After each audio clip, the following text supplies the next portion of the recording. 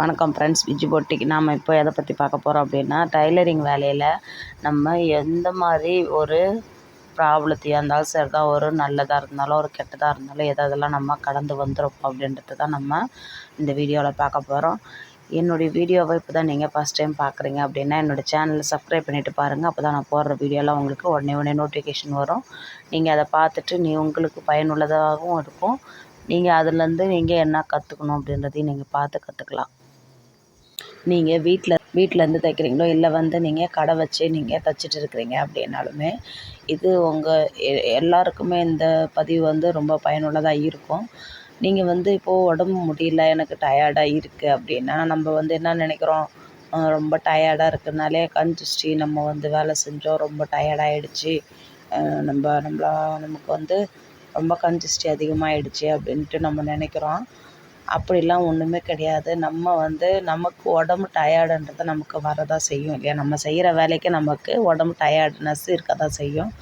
அதனால் நம்மள பார்த்துட்டு கண் வைக்கிறாங்க, அதனால தான் நமக்கு இப்படிலாம் ஆகுது அப்படின்னு நினைக்கவே கூடாது. மூட நம்பிக்கை என்றைக்குமே வச்சுக்கவே கூடாது. அது தன்னம்பிக்கையை வச்சு பாருங்கள், அது நம்மள மேலே கொண்டு வரும். மூட நம்பிக்கையை வச்சுருந்தோம் அப்படின்னா ரொம்ப ரொம்ப கஷ்டம். அதாவது நான் என்ன சொல்ல வரேன் அப்படின்னா, நமக்கு சாமியோடைய நமக்கு கடவுள் பக்தி இருக்கலாம். அதே நமக்கு இவங்க வந்தாங்க, இவங்க பார்த்ததுனால தான் நமக்கு நம்ம வேலை ரொம்ப டல்லாகிடுச்சு அப்படின்னு நம்ம என்றைக்குமே சொல்லவும் கூடாது, நினைக்கவும் கூடாது. ஏன் அப்படி சொல்கிறோம் அப்படின்னா, அவங்க நமக்கு ஒரு கஸ்டமராக தான் இருந்திருப்பாங்க. அவங்களும் நமக்கு ஒரு 10 ரூபா சம்பாதிக்கிறதுக்கான வழியை அவங்களுமே காட்டியிருப்பாங்க. அவங்க ஒரு ப்ளவுஸ் கொடுத்துருந்துருப்பாங்க, அவங்க நமக்கு ஒரு கஸ்டமராகவே இருந்திருப்பாங்க. அப்படி இருக்கும்போது அவங்க பார்த்து அவங்க இது பண்ணுறதுனால தான் நமக்கு டயர்ட்னஸ்ஸு, நமக்கு இந்த மாதிரி ப்ராப்ளம்ஸ்லாம் வருது. அதனால் இந்த மாதிரி இருக்கிறதுனால தான் நமக்கு இப்படி இருக்குது அப்படின்னு நினைக்கவே நினைக்காதீங்க. ஏன்னா நீங்கள் என்றைக்குமே ஒருத்தரை நம்ம சொல்லி நம்ம அதுலேருந்து நம்ம அதுலேருந்து சமாளித்து போகணுன்றதை என்றைக்குமே நினைக்காதீங்க. ஏன்னா நம்ம ஒவ்வொரு விஷயத்தையுமே பார்த்து கடந்து தான் நம்ம வந்திருக்குறோம் இல்லையா? நீங்கள் உங்களை நீங்களே மோட்டிவேட்டாக என்றைக்குமே வச்சுக்கணும் அப்படின்னா, உங்களுடைய பழைய சுச்சுவேஷனை நீங்கள் நினச்சி பாருங்கள். நம்ம எப்படி இந்த இடத்துலேருந்து கடந்து வந்திருக்குறோம் அப்படின்ட்டு. நம்ம அதையே யோசிக்காமல் நம்ம என்ன பண்ணுறோம் அப்படின்னா, பழசை மறந்துட்டு புதுசாக தான் யோசிக்கிறோம். நம்ம எப்படி யோசிக்கிறோன்னா, நமக்கு மேலே இருக்கிறவங்கள யோசித்து இப்படிலாம் இருக்கிறாங்க, நம்மளும் எப்போ அது போல் வரணும் அப்படின்ற மாதிரி யோசித்து நம்ம என்ன பண்ணுறோம், நம்ம சக்திக்கு மீறி நம்ம அது யோசிக்கும்போது நமக்கு உடம்பு டயர்ட்னஸ் வரதான் செய்யுது. இன்றைக்கி என்னால் இப்போ நைட்டு நான் ஒரு 3 தோசை 2 தோசை என்னால் சாப்பிட முடியும் அப்படின்னா, நான் மற்றவங்கள பார்த்துட்டு அவங்க ஒரு 5 தோசை சாப்பிட்றாங்கன்னும்போது அவங்கள பார்த்துட்டு நானும் 5 தோசை சாப்பிட்ணுன்னு நினச்சேன்னா அது ரொம்ப ரொம்ப தப்பான விஷயம் இல்லையா? அதுபோல் தான் எல்லாமே அதுபோல் தான். நம்ம யோசிக்கிறது எப்பயுமே நம்மளால் என்ன முடியும், நம்ம எதுலேருந்து நம்ம கற்றுக்கிட்டு அதுலேருந்து நம்ம மேலே வரணுன்றதை தான் யோசிக்கணுமே தவிர, ஆனால் நம்ம மற்றவங்கள பார்த்துட்டு இவங்கள மாதிரி நம்ம வரணும் அப்படின்ற மாதிரி நினைக்கவே கூடாது. நம்ம இப்போ இருக்கிற சுச்சுவேஷன் என்னவோ இந்த சுச்சுவேஷன் நம்ம அடுத்த கட்டமாக நம்ம மேலே வரணும் அப்படி தான் யோசித்தோம்னா மட்டும்தான் நம்ம அடுத்தடுத்து நம்ம என்ன பண்ணணும் அதுக்குன்றதை யோசித்து நமக்கு அது தன்னால் நடக்கும். இன்றைக்கி இருக்கிற காலம் மாரி இன்றைக்கி இருக்கிற மாதிரியாவே நம்ம கடைசி வரைக்கும் இப்படியே நம்ம இருப்போம்னு நம்ம நினைக்கவே முடியாது இல்லையா? அதுபோல் தான் நம்ம இன்றைக்கி இருக்கிற சுச்சுவேஷன் நம்ம இந்த நிலமையில இருக்கலாம். இதே நம்ம போக போக நம்ம நிலமை மாறத்துக்கு நிறைய வாய்ப்பு இருக்குது. இன்றைக்கி வசதி வாய்ப்பாக இருக்கிறவங்க ஒரு காலத்தில் அவங்களுமே கஷ்டப்பட்டு வந்தவங்களாக தான் இருப்பாங்க. அதனால் அவங்க இப்படி இருக்காங்க, நாம் இப்படி இருக்கோம் அப்படின்ட்டு என்றைக்குமே நினைக்காதீங்க. நம்மளும் ஒரு நாள் மேலே வருவோம், நம்மளும் ஒரு இடத்துல நிற்போம், நம்மளாலேயும் மேலே நிற்க முடியும் அப்படின்றத ஒரு தன்னம்பிக்கையோடு நீங்கள் அடி எடுத்து வச்சுக்கிட்டு வாங்க. அப்போ தான் உங்களால் கண்டிப்பாக நீங்கள் நினைக்கிற இலக்கை கண்டிப்பாக அடைய முடியும். நான் இன்றைக்கி உங்கள்கிட்ட இந்த ஒரு மோட்டிவேஷன் உங்களுக்கு நான் சொல்கிறேன் அப்படின்னா, நான் அந்த அளவுக்கு அனுபவித்து நானே ஓனாக அனுபவித்து நான் இதுலேருந்து மீண்டு வந்தவ தான். யாருமே நினச்ச உடனே இன்றைக்கி நான் இப்படி ஆகணும் அப்படி ஆகணும்னு நினச்ச உடனே இன்றைக்கே ஆகிட முடியாது இல்லையா? நம்ம வெயிட் பண்ணணும், தன்னம்பிக்கை இருக்க வேண்டியது தான், முயற்சி இருக்க வேண்டியது தான். எல்லாமே போட்ட உடனே நமக்கு கிடச்சிரும் அப்படின்னா ரொம்ப ரொம்ப தப்பான விஷயம் அது. போட்டுக்கிட்டே இருக்கணும். நமக்கான நேரம் வரும்போது தான் அதை நம்மளால் பயன்படுத்திக்க முடியும்.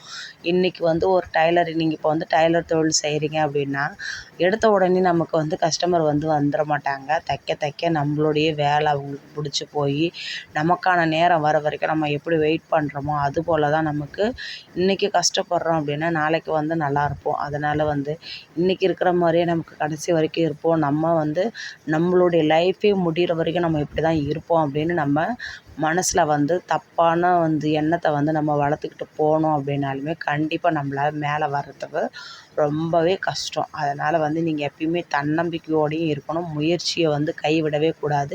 இதுபோல் நீங்கள் நிறைய விஷயத்த ட்ரை பண்ணிக்கிட்டு வந்து பாருங்கள். உங்களாலையுமே நீங்கள் நினைக்கிற இலக்கை அடைய முடியும். அதே போல் நீங்கள் எப்பயுமே வந்து நீங்கள் வந்து மேலே வரணும் அப்படின்ற சுச்சுவேஷன் நீங்கள் நினைக்கிறீங்க அப்படின்னுமே நீங்கள் என்ன பண்ணணும் அதுக்குன்னா ஒரே உங்களுக்கு மோட்டிவேஷன் நீங்கள் என்ன பண்ணணும் அப்படின்னா, இன்றைக்கி இருக்கிற சுச்சுவேஷன் வந்து உங்களுக்கு கீழே இருக்கிறவங்க யோசிச்சு பாருங்கள். இப்போது வந்து நீங்கள் வந்து மாதம் ஃபுல்லாக வேலை செய்கிறவங்களா இருக்கலாம். வந்து அதுபோல் இருந்துட்டு என்னால் வந்து இருக்கிற பிரச்சனையெல்லாம் சரி பண்ணிவிட்டு எனக்கு கையில் வந்து காசே நிற்க மாட்டுது அப்படின்ற மாதிரி ஆளாகவும் இருக்கலாம். அதுபோல் இருக்கிறீங்கன்னா நீங்கள் கடந்த காலத்தை யோசிச்சு பாருங்கள். அப்போது வந்து நீங்கள் எப்படிலாம் நீங்கள் அதுலேருந்து மீண்டு வந்திருப்பீங்க, அப்போது வந்து இருக்கிற சுச்சுவேஷன்லேருந்து நீங்கள் எப்படி மீண்டு வந்திருப்பீங்கன்றதை யோசித்தாலே அப்போது வந்து உங்களுக்கு இது வந்து கஷ்டன்றதே உங்களுக்கு தெரியாது. ஆனால் நம்ம வந்து வளர வளர என்ன செய்கிறோம் அப்படின்னா, நம்ம வந்து நமக்கு மேலே இருக்கிறவங்கள தான் யோசித்து பார்க்குறோம் இல்லையா? இதுதான் வந்து இதான் என்ன சொல்கிறது, இதான் உண்மை. எல்லாருமே செய்கிறது இதுதான். தப்போ ரைட்டோ நம்ம என்ன பண்ணிடுறோம் அப்படின்னா, நம்ம வந்து இன்றைக்கி நேற்று இப்படி இருந்தோம், நாளைக்கு இப்படி இருப்போம், நாளன்னைக்கு இப்படி இருப்போம் நம்ம நினைக்க மாட்டோம். நேத்திக்கு நான் இப்படி இருந்தேன், நாளைக்கு இதுக்கு மேலே தான் ஒரு மேலே வரணும் அப்படி தான் நினைக்கிறோமே தவிர, நம்ம வந்து யோசித்து ஒருத்தங்களையும் இப்போ எனக்கே நானே இப்போ சொல்கிறேன் ஒரு உதாரணத்துக்கு. இப்போ நமக்கு கஸ்டமர் வராங்க.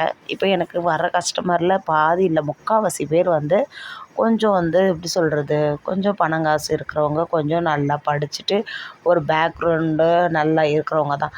அப்போது நான் அவங்கள பார்த்துட்டு நான் வந்து அவங்கள மாதிரி வந்து இப்படி ஆகணும் அப்படி ஆகணும்னு நான் நினச்சேன்னா அது ரொம்ப ரொம்ப தப்பான விஷயம் இல்லையா? இன்றைக்கி நான் யோசிக்கிறது ஒரே ஒரு விஷயந்தான். இன்றைக்கி எனக்கு இருக்கிற கஸ்டமர் இன்றைக்கும் இருக்கணும்.